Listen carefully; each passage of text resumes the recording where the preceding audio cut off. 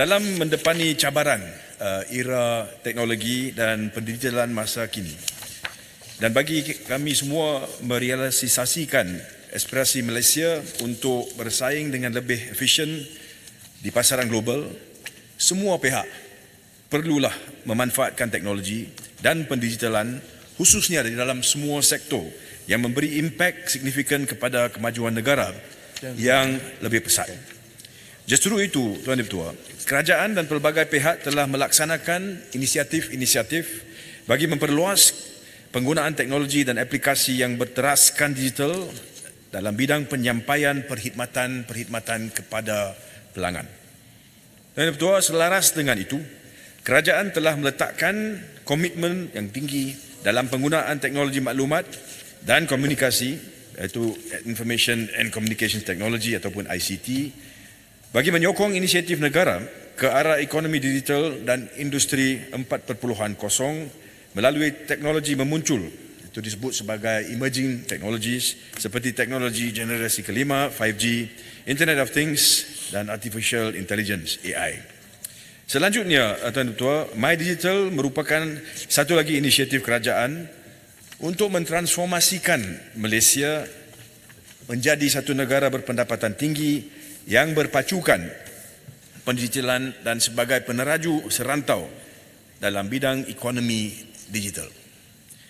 Tuan Ketua, Malaysia mengunjurkan ekonomi digital negara yang menyumbang sebanyak 25.5% menjelang tahun 2025 kepada KDNK ataupun keluaran dalam negara kasa berbanding 23.2% pada masa ini. Ini menunjukkan bahawa ekonomi negara digital negara adalah antara tonggak utama ekonomi Malaysia. Peningkatan prasarana teknologi dan digital ini akan membuka ruang yang lebih besar kepada ancaman-ancaman cyber, yang mana rangkaian infrastruktur digital tersambung kepada semua pengguna sama ada kerajaan, entiti infrastruktur maklumat kritikal negara, organisasi swasta, industri dan orang ramai. Persekitaran rangkaian bekalan ataupun disebut sebagai supply chain, Tuan Ketua, ini melibatkan keselamatan data, keselamatan sistem dan infrastruktur. Salah satu faktor yang memberikan keyakinan kepada pelabur untuk memilih Malaysia ataupun sebuah negara sebagai destinasi pilihan mereka adalah satu ekosistem digital dan keselamatan cyber yang selamat dan lestari. Tambahan pula, ancaman keselamatan cyber kini semakin kompleks, Tuan Ketua, melalui penggunaan teknologi terkini dan canggih. Hal ini sudah tentu menuntut kesiapsiagaan terbaik seluruh jentera kerajaan untuk kami bersama-sama menangani ancaman ini. Perihal ini menjadi keutamaan bukan sahaja di dalam negara, tetapi turut, Tuan Ketua, mencakupi ruang lingkup yang lebih besar di peringkat serantau dan global, kerana alam cyber dan komunikasi digital, Tuan Ketua, meresapi pelbagai aspek dalam kehidupan. Menurut Forum Ekonomi Dunia, the World Economic Forum, dalam laporan prospek keselamatan cyber global tahun 2024, Tuan Ketua, menggariskan bahawa 45% organisasi mempunyai keupayaan keselamatan cyber yang terhad bagi mengesan dan mengenal pasti kerentenan atau kelemahan cyber dalam rangkaian bekalan mereka. Selain daripada itu, Tuan Ketua, sebanyak 41% organisasi yang mengalami insiden keselamatan cyber dalam tahun 2023 adalah disebabkan oleh pihak. Laporan daripada Forbes pula menyaksikan peningkatan ketara dalam serangan cyber di peringkat global, mengakibatkan, Tuan Ketua, lebih 343 juta mangsa. Antara tahun 2021 dan 2023, pelanggaran data meningkat sebanyak 72%, mengatasi rekod sebelumnya. Manakala IBM dalam laporan berhubungan kos ketirisan data menggariskan bahawa purata sebanyak dolar Amerika 4.45 juta ditanggung organisasi akibat ketirisan data pada tahun 2023. Dan ini menyaksikan peningkatan sebanyak 15% dalam tempoh 3 tahun. Statistik daripada Agensi Keselamatan Cyber Negara ataupun dikenali secara singkat sebagai NAKSA, iaitu agensi di bawah Majlis Keselamatan Negara Jabatan Perdana Menteri MKN JPM, menunjukkan tren serangan cyber seperti penafian perkhidmatan tersebar, distributed denial of service ataupun DDoS, pencerobohan, intrusion, jangkitan perisian hasad, malware infections, penghosan perisian hasad, malware hosting dan advanced persistent threats yang meningkat dari 2016 sehingga tahun 2022. Tuan Yang Dipertua, pada tahun 2022, sejumlah 7,192 insiden keselamatan cyber dilaporkan kepada NAKSA berbanding dengan 5,575 pada tahun 2021 dan 4,194 pada tahun yang sebelumnya. Walau bagaimanapun, terdapat perkembangan yang positif kerana insiden keselamatan cyber pada tahun 2023 setakat 31 Disember 2023 telah menurun dengan ketara kepada jumlah 3,232 kes. Penurunan ini, Tuan Ketua, mencerminkan keberkesanan langkah proaktif yang dilaksanakan untuk melindungi ruang cyber kita. Justru itu, langkah-langkah proaktif yang dilaksanakan perlu diperluaskan secara terselaras bagi memastikan tempoh pengesanan dan juga tindak balas terhadap insiden-insiden keselamatan cyber dapat disingkatkan melalui proses yang sistematik, penggunaan teknologi yang bersesuaian dan model insan berkepakaran tinggi. Tuan Yang Dipertua, serangan cyber yang semakin berleluasa pada masa kini bukan sahaja mampu melumpuhkan perkhidmatan sesebuah organisasi tetapi menggugat ekonomi negara, malah turut mengancam keselamatan dan kedaulatan negara jika langkah pencegahan yang sewajarnya tidak dilaksanakan. Oleh yang sedemikian, bagi memperkukuhkan keselamatan cyber negara, kerajaan telah pun memutuskan supaya mekanisme dan sistem pengurusan keselamatan cyber negara perlu diberi anjakan paradigma atau ditransformasikan supaya mampu menghadapi sebarang bentuk ancaman cyber pada masa kini dan juga masa akan datang. Pengurusan keselamatan cyber negara yang proaktif, terselaras dan berkesan memerlukan, Tuan Dipertua, satu ataupun sebuah institusi yang mempunyai mandat, keupayaan dan kuasa-kuasa yang jelas. NAKSA yang merupakan agensi peneraju dalam bidang keselamatan cyber perlu diperkukuhkan untuk melaksanakan fungsinya, terutamanya, Tuan Dipertua, dalam aspek kawal selia serta penguatkuasaan dasar dan juga strategi pengurusan keselamatan cyber negara. Pengukuhan kuasa serta fungsi yang jelas amat diperlukan oleh NAKSA secara undang-undang spesifik dalam menjalankan peranannya secara lebih berkesan dan holistik bagi menangani masalah ataupun ancaman keselamatan cyber negara.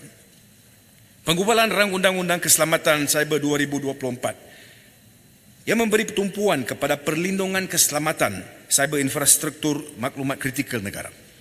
Ini kerana, Tuan Dipertua, apa-apa jua pencerobohan atau serangan ke atas infrastruktur kritikal ini boleh membawa dan memberikan impak yang cukup besar kepada negara dan rakyatnya, khususnya dalam aspek-aspek keselamatan, ekonomi, kesihatan dan juga sosial.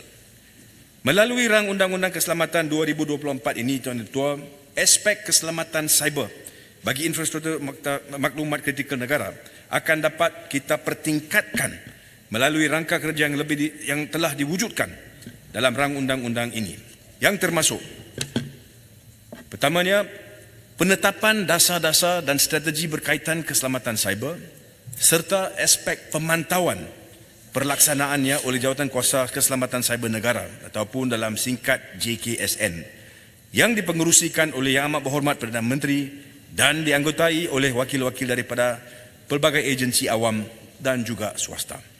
Kedua, pelaksanaan dan pematuhan kehendak yang diperuntukkan dalam Rang Undang-Undang ini dan juga tata amalan yang berkaitan dengan keselamatan cyber oleh ketua sektor dan pemilik atau pengendali komputer dan sistem komputer yang merupakan infrastruktur maklumat kritikal negara. Ketiga, yang Tuan Dipertua, penyelarasan tindakan berkaitan keselamatan cyber dan penguatkuasaan peruntukan rancangan undang-undang ini oleh NACSA. Dan keempat, soal atau aspek perlesenan pemberi perkhidmat keselamatan cyber. Tuan Dipertua, penubuhan JKSN di bawah rang undang-undang ini adalah perlu walaupun ia telah pun ditubuhkan di bawah arahan MKN 26. Pengurusan keselamatan negara kerana rang undang-undang ini merupakan rang undang-undang khusus bagi menangani isu keselamatan cyber. Apabila rang undang-undang ini dikuasakan kelak, arahan MKN 26 akan disemak semula untuk tujuan penjelasan.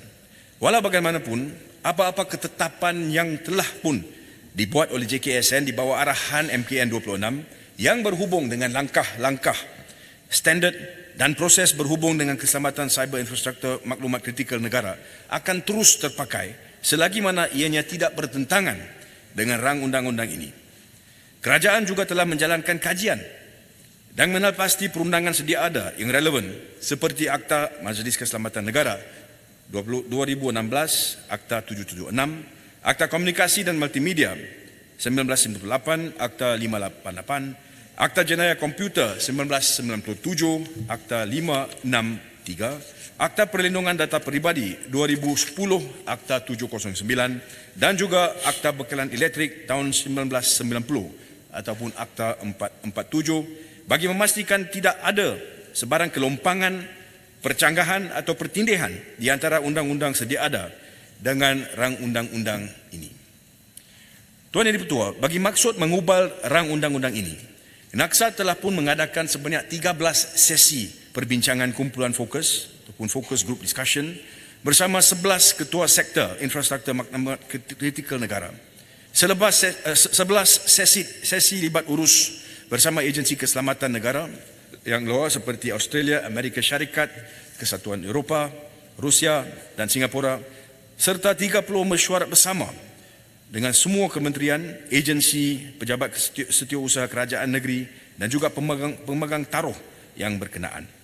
Rang undang-undang ini akan mengikat kerajaan persekutuan dan kerajaan negeri. Ini boleh dilihat apabila entiti kerajaan Tuan Ketua yang ditakrifkan di bawah rang undang-undang ini termasuklah kementerian dan jabatan kerajaan persekutuan dan kerajaan negeri yang boleh dilantik sebagai ketua sektor infrastruktur maklumat kritikal negara ataupun ditetapkan sebagai entiti infrastruktur maklumat kritikal negara dan mempunyai kewajipan tertentu di bawah rang undang-undang ini. Di antara kewajipan tersebut termasuklah, Tuan Dipertua, untuk memberikan maklumat mengenai infrastruktur maklumat kritikal negara yang dimiliki dan dikendalikannya. Kewajipan untuk melaksanakan tata amalan ataupun code of practice. Kewajipan Tuan Ketua untuk melaksanakan penilaian risiko keselamatan cyber dan juga audit. Kewajipan melaporkan insiden keselamatan cyber dan latihan keselamatan cyber security exercises. Tuan Ketua, kegagalan mematuhi kewajipan yang dinyatakan di atas merupakan kesalahan di bawah rang undang-undang ini. Namun begitu, tidak ada tindakan pendakwaan yang boleh diambil ke atas kerajaan persekutuan dan kerajaan negeri bagi apa-apa kegagalan untuk mematuhi peruntukan rang undang-undang ini di dalam undang-undang ini. Dari segi pentadbiran kerajaan, pematuhan mana-mana peruntukan undang-undang bertulis akan sentiasa dipantau dan dititik beratkan. Kerajaan akan mengambil segala langkah yang perlu untuk pastikan peruntukan rang undang-undang ini dipatuhi sepenuhnya oleh agensi-agensi di bawah kerajaan persekutuan dan juga agensi-agensi di bawah kerajaan negeri. Oleh itu, walaupun rang undang-undang ini memperuntukkan pengecualian kepada kerajaan persekutuan dan juga kerajaan negeri daripada didakwa bagi mana-mana kesalahan di bawah rang undang-undang ini tidak bermaksud, Tuan Ketua, bahawa kelonggaran diberikan kepada kerajaan persekutuan dan kerajaan negeri dalam soal melaksanakan peruntukan rang undang-undang ini. Peruntukan yang serupa juga dapat di dalam undang-undang berkaitan keselamatan cyber di negara Australia, iaitu Security of Critical Infrastructure Act tahun 2018 dan juga di Singapura melalui Cyber Security Act 2018. Tuan Ketua, peruntukan rang undang-undang keselamatan cyber 2024 meliputi elemen-elemen utama seperti berikut. Pertama, bahagian 1. Fasal 1 sehingga 4 memperkatakan tentang soal-soal permulaan. Bahagian kedua, fasal 5 sehingga 9 memperuntukkan berkenaan penubuhan jawatan kuasa keselamatan cyber negara, fungsi mesyuarat dan sebagainya.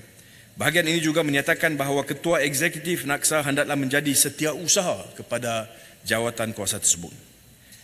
Bahagian ketiga, fasal 10 sehingga 14 memperuntukkan mengenai kewajipan dan kuasa Ketua Eksekutif NAKSA, termasuk peruntukan bagi penubuhan dan penyelenggaraan sistem pusat penjelasan dan kawalan cyber negara, serta kuasa-kuasa untuk melantik mana-mana pakar yang berkelayakan di dalam keselamatan cyber.